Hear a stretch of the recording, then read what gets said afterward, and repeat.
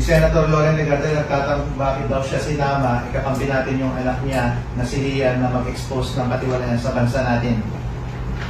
Bakit niyo sinama si Senator Loren Legarda?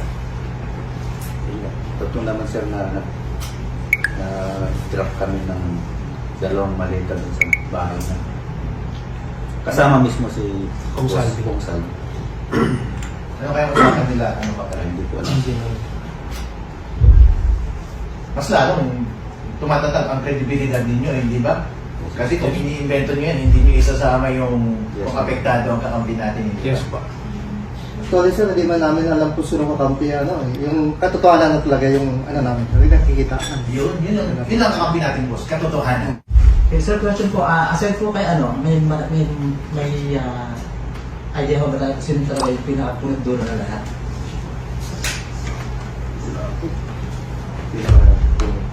Pinakapuno. Pinakapunod ka. Nasa affidavit ko naman po. So ngayon, ang sinasabi ninyo, katotohanan lang lahat ang sinasabi ninyo. So alam ko, pag sinasabi ninyong katotohanan ng lahat yung nilalahad ninyo, ibig sabihin, kahit saan tayo makakarating, hindi yun, hindi kayo pwedeng umatras. Yes, yes, sir. Yes. Kasi nandiyan na, kasama na din yung pamilya ninyo dyan. Yes po. Sa usaping politika po, hands off na po kami dyan kasi sa totoo lang, minsahero lang po kami ni Boss Salvi ko. Wala po kaming ibang trabaho, kundi gampanan lang yung tasking namin araw-araw. Sa politikang usapin po, hindi na po namin pinahimasukan yan. Baka matumbok na niya kung sino talaga yun. Baka... Kasi pinagtugma-tugma ko lang sir, sabi nyo nga, may mga senador na tumanggap, di ba? Tutumbok niya yung Tutumbok niya yung pictures na ulo. sinasabi. Kaya tinanggal. Kasi nga mayroong mga senador na Tumanggap. Huli na po yung buwan yung 90 plus na buwan, sinabi ni Tapogli. Pero kay boss, nasa 30 plus. Sa isang araw. Kaya 30 plus yun kasi hati-hati.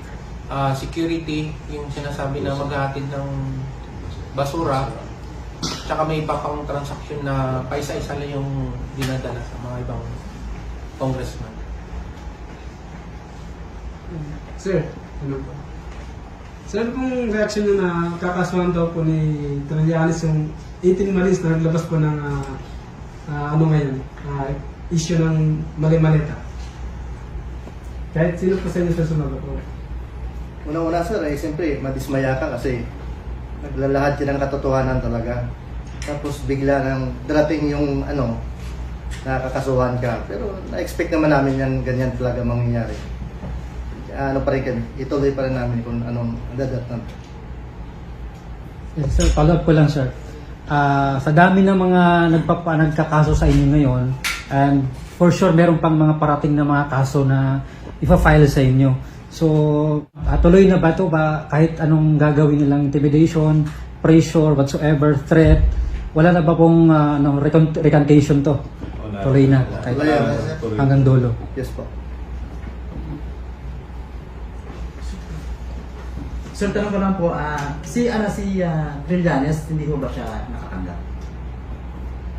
Natatanggap po yan. Kasi lagi friend po yan siya sa town Townhouse naka-meeting.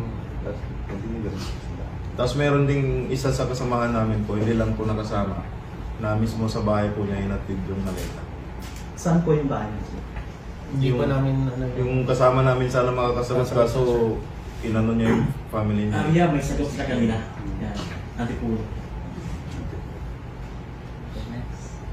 So walang sa inyo, kahit isa sa inyo na personal talaga na kilala si Trillanes. Kilala na po. si Rian. Yung bang kadikit mismo, report ka o walang ganon siya. Basta kilala lang. Kakilala. You mean close? Oh, yun. Yung ibig ko sabihin. Kay Laila de Lima daw, hindi daw siya congressman noon, tsaka nakakulong daw siya noon nung panahon na sinasabi ninyo na tumanggap siya ng pera. Paano namin siya nakita, sir, sa Taunas kung nakakulong pa siya? Pagkalabas ata niya yun, sir. Kalabas. Pagka nakalabas na siya, then yung ongoing ata yung hearing sa quad ko ata yun, sir, na nandun nga si Kwan APRRD nun, di ba? APRRD, si Dilima, tapos may father ata yun na, tapos si Trillanes. Congressman ba si Leila, no? Hindi pa po ata eh. So witness siya. Parang gano'n na. So pwedeng yung pera ay bayad bilang witness. Siguro, sir, kasi before nun, tsaka after, nakita na namin siya sa Town House. Sir. May affidavit kayo doon sir sa Quadcom na yun na nandoon si PRRD. Sa pinakit wala po. Wala po, pero yun yung naalala namin. So kaya niyong i-prove, sir, na tumanggap talaga si Dilima? Oo, sir, kasi nakita namin. Nakita sir. namin yun. Okay.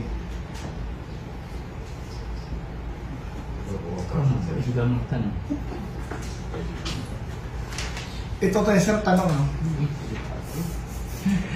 Ano mapanawagan niyo sa taong bayan para suportahan niyo? Kuwan lang, sir. Papasalamat lang kami sa mga naniniwala po at sumusuporta. Yun lang. Sige po, ano kayo, ibuhos niyo yung ano para makarating sa ating mga kababayan yung hinaing ninyo na matapos na ito, matulukan na ito. Dahil sabi sa kabila, tanging taong bayan na lang yung inaasahan nila. So sige po, ipanawagan po ninyo. Nanawagan po kami sa taong bayan na suportahan kami na yung sinasabi namin is totoo at saka katotohanan lamang. Yun po, sana suportahan niyo po lagi kami. Sa isa, para Kayo po sir. Isa-isa po ba? Sana sa ending na yan, guys. Ganyan tanong. Sir, tanong ko lang po, kasi panood ko yung, yung interview ni Jessica Soho sa inyo. Totoo ba na may senador na nakatanggap din ng pera? Yes, affidavit po. Yes po. So, pwedeng malaman kung ilan na senador ang possible. Nasa affidavit, sir, hindi namin maalala kung ilan sila. Lima. Pero, Sobra. so, meron po talaga. Yes. So ano yung criteria para makatanggap ang isang senado? Out of the 24, bakit yung lang nakatanggap? Ba't yung iba hindi tumatanggap?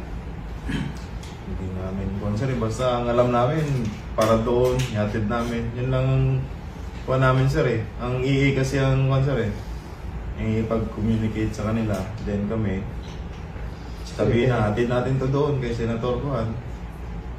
Kung ano lang ang sinasabi ni Congressman. Yes, sir. At saka ng EA, sir. Sa affidavit ninyo, si Erwin Tulfo nandun, naka-receive siya ng pera nung siya congressman tsaka nung senator din siya. Ano kayang kapalit nun? Yun ang hindi Hindi namin. namin alam sir.